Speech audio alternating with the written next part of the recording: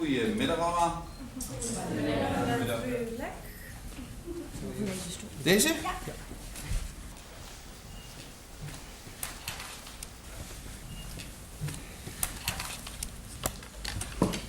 Okay, well, good morning. As I already said, we don't have much time. I'm very pleased to welcome Foreign Minister Frans Timmermans here this morning.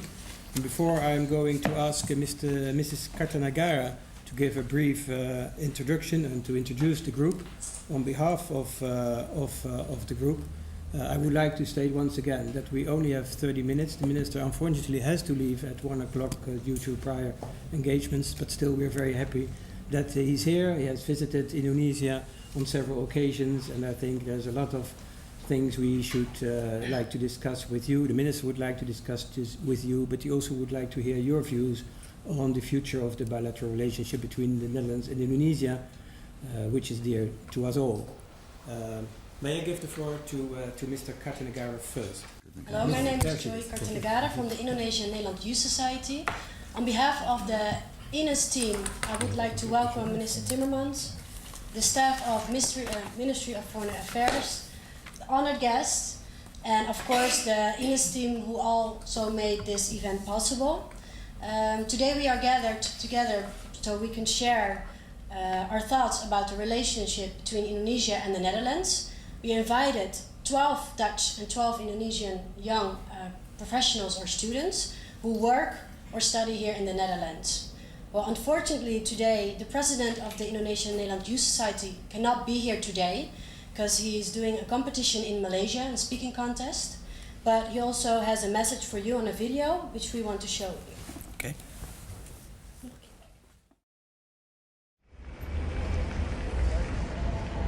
Good afternoon, Minister Frans Timmermans, staff of the Ministry of Foreign Affairs, honored guests, and of course the staff of the Indonesian Youth Society.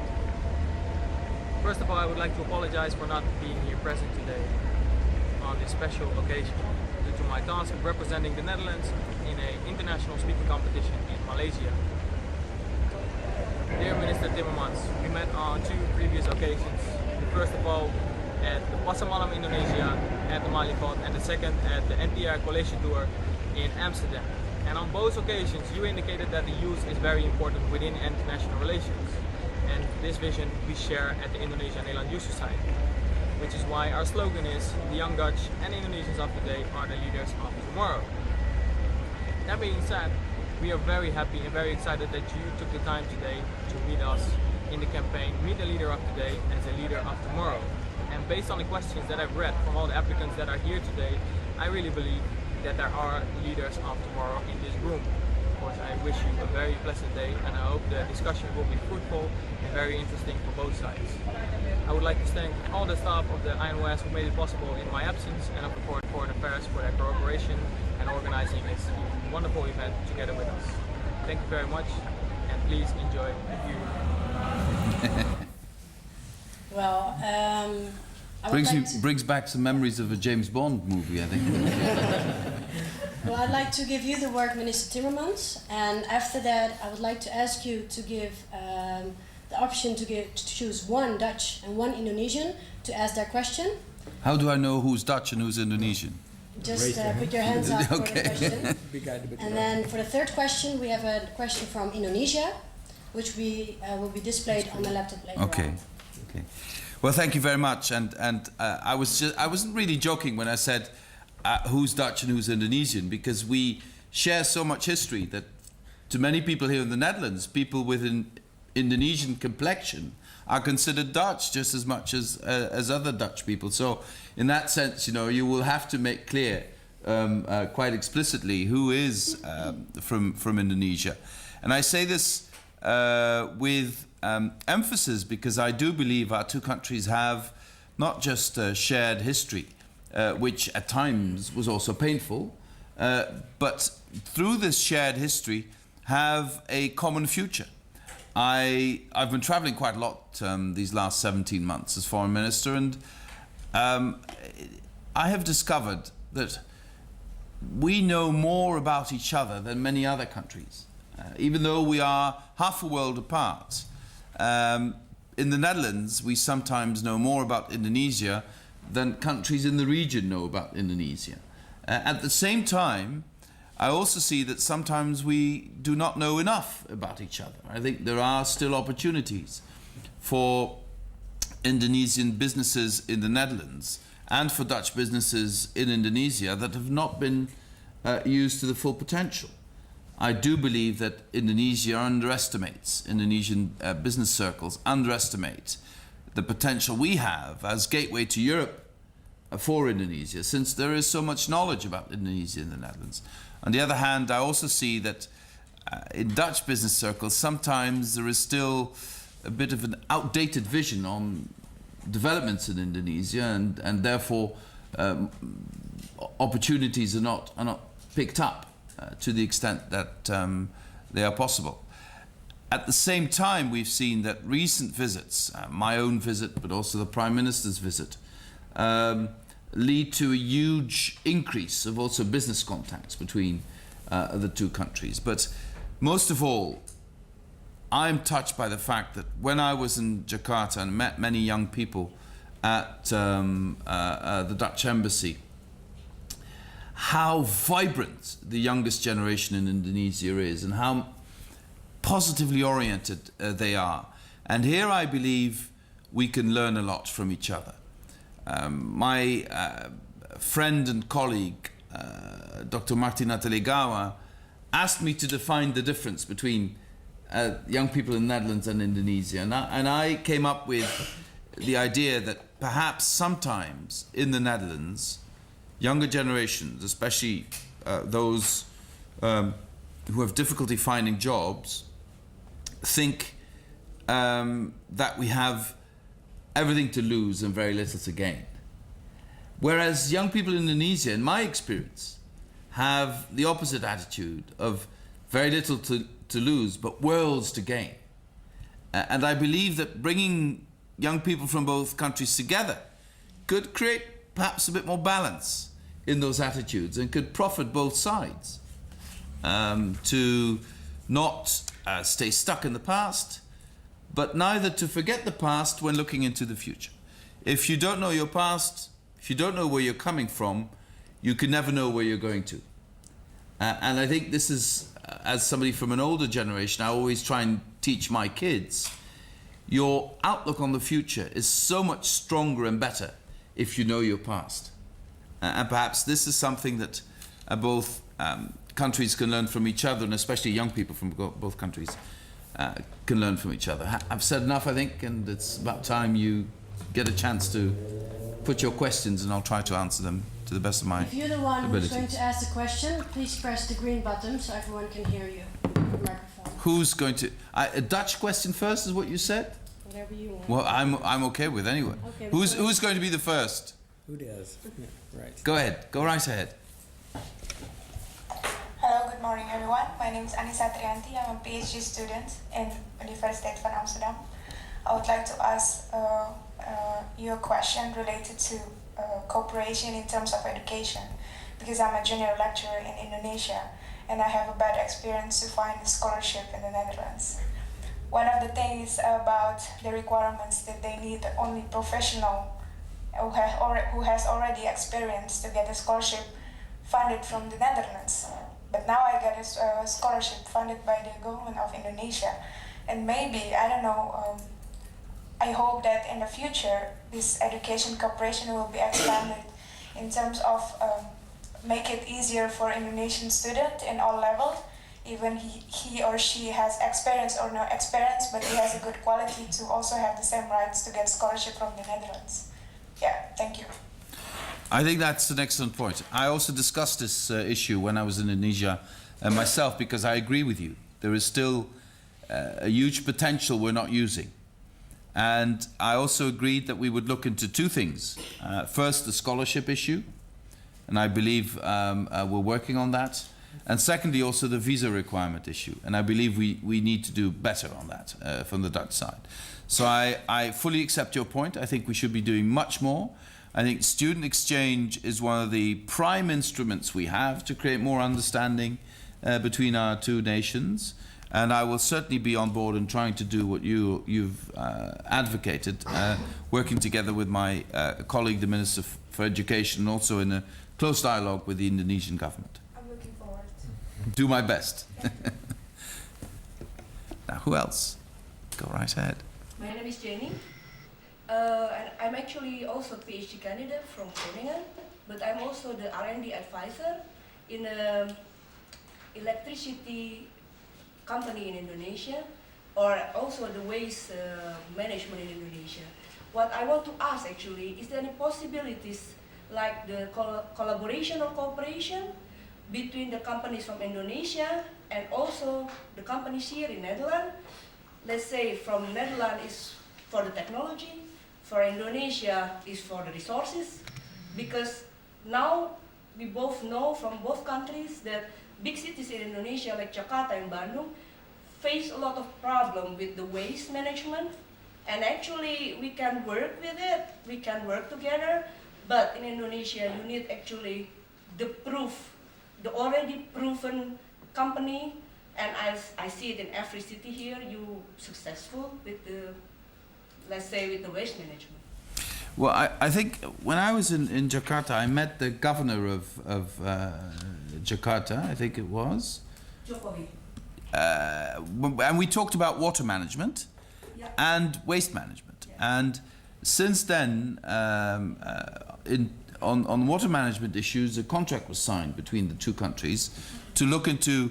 You know, I was taken to the part of Jakarta that sometimes is submerged, and you can see the harbour, the water in the harbour, rising every year, and they just add another stone to the wall, which sooner or later is going to be, a self-defeating approach.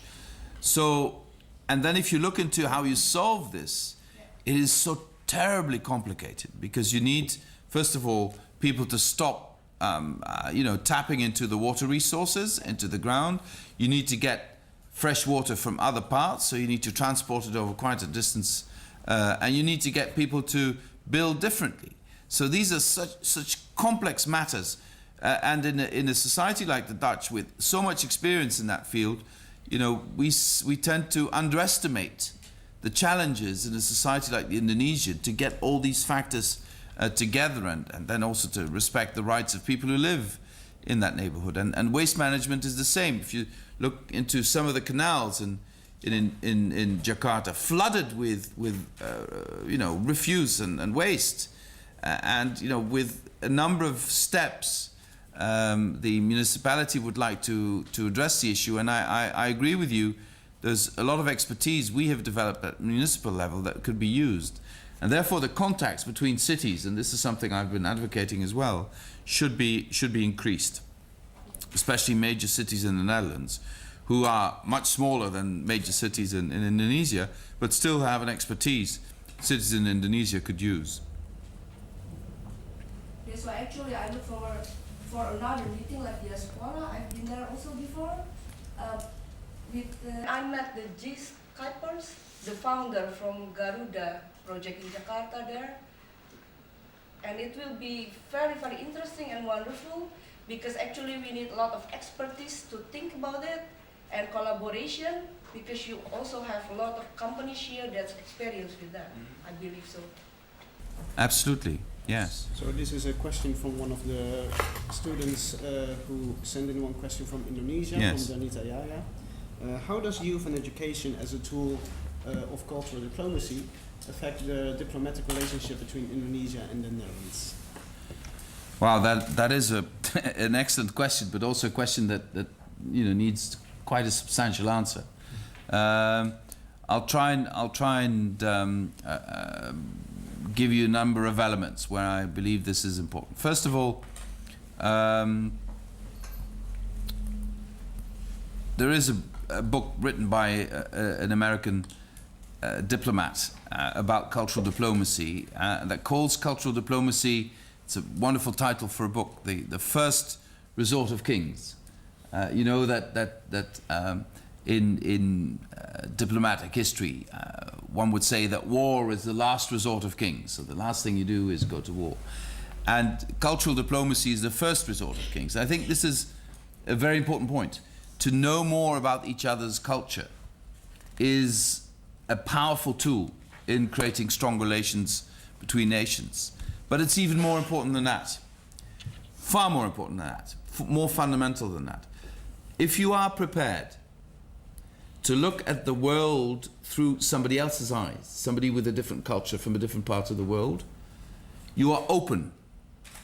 You become more tolerant. You become more understanding. And you learn who you are yourself. Because only through contact with a different culture can you start to understand your own culture. You know, it's like a fish. Ask a fish to define water. The fish will be unable to do that unless you take the fish out of the water. I bet you the fish will know immediately what water is. And I think culture is the same. Ask somebody who has never left Indonesia or the Netherlands to define their culture, and they will find it difficult. Take somebody out of their own culture and submerge them in a different culture. They will be far more aware of their own culture than before. So I think that is, in that sense, bringing people together is the most important tool of diplomacy per se, because diplomacy can only work if you have the preparedness and the propensity to displace yourself into the position of another person. And to do that, you need to understand that person's culture. So any successful diplomat can only be a successful diplomat if she or he understands the position of the other he is talking to. And you can only understand somebody's position if they are from a different country or a different culture if you have the preparedness to also understand that culture, or at least to be open to that culture. That's my first point. My second point is this.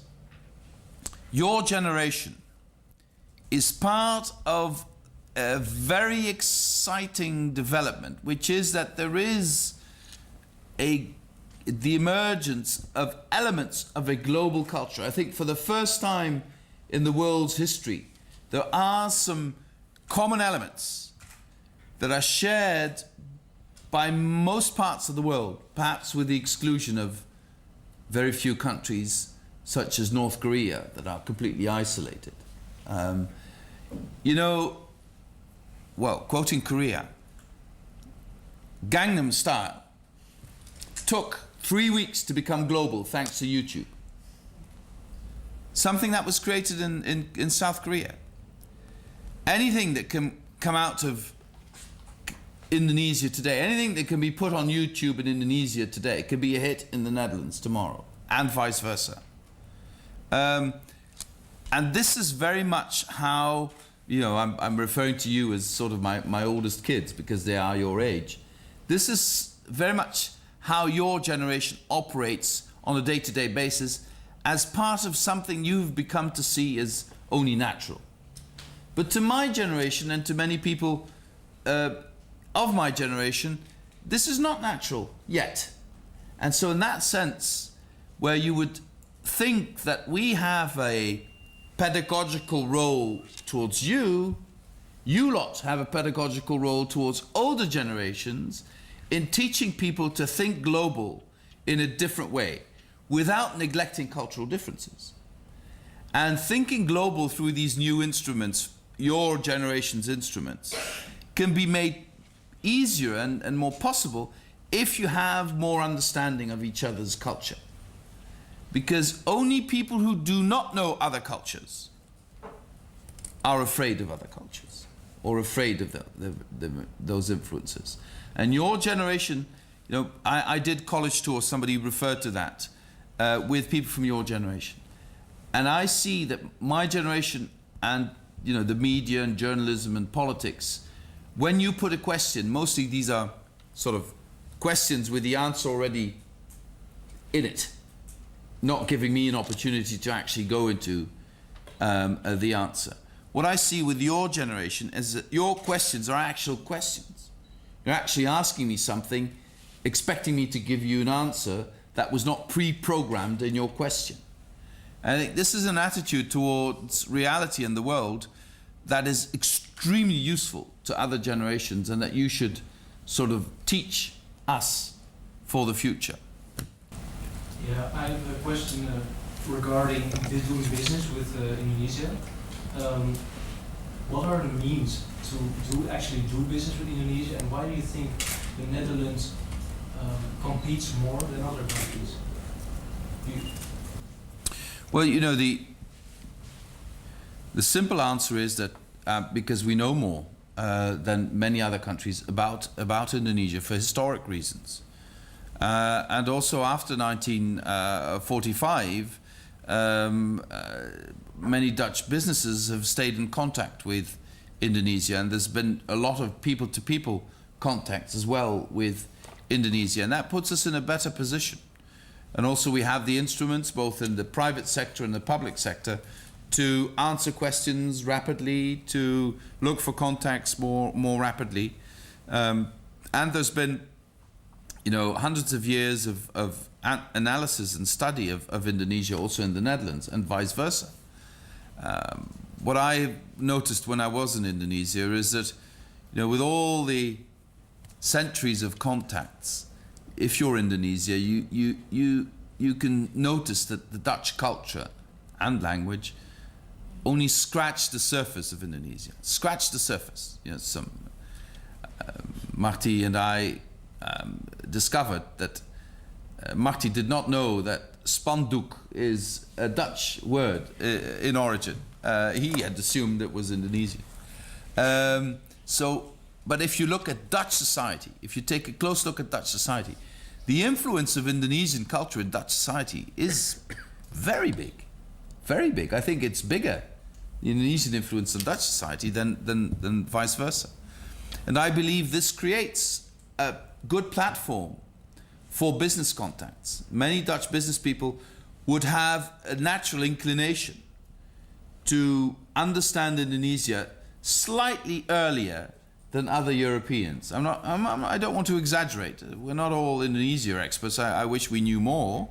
But perhaps because of our history, we are slightly faster in grasping some of the intricacies of doing business in Indonesia. And the instruments we have there at the embassy, we have the Chamber of Commerce, we have banks with a lot of experience, we have multinationals with a lot of experience.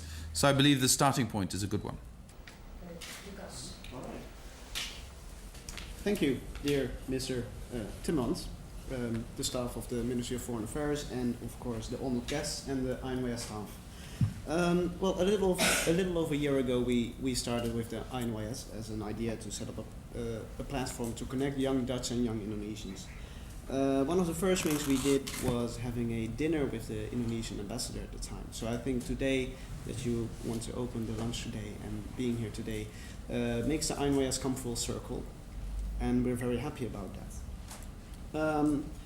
We set some great goals, some great ambitions, and the fact that you're here today shows that these ambitions are taken seriously. So that also comes with great responsibility. But I think that today, being here with you all shows that we are heading in the right direction. Mm-hmm. So thank you so much for making the time for us today. And I trust that it has been highly enjoyable and informative. And I'm sure that with today's enthusiasm we can create a bright future for both Indonesia and the Netherlands. And thank you very much. My pleasure. Okay, let's take a picture together, okay? I have a Oh!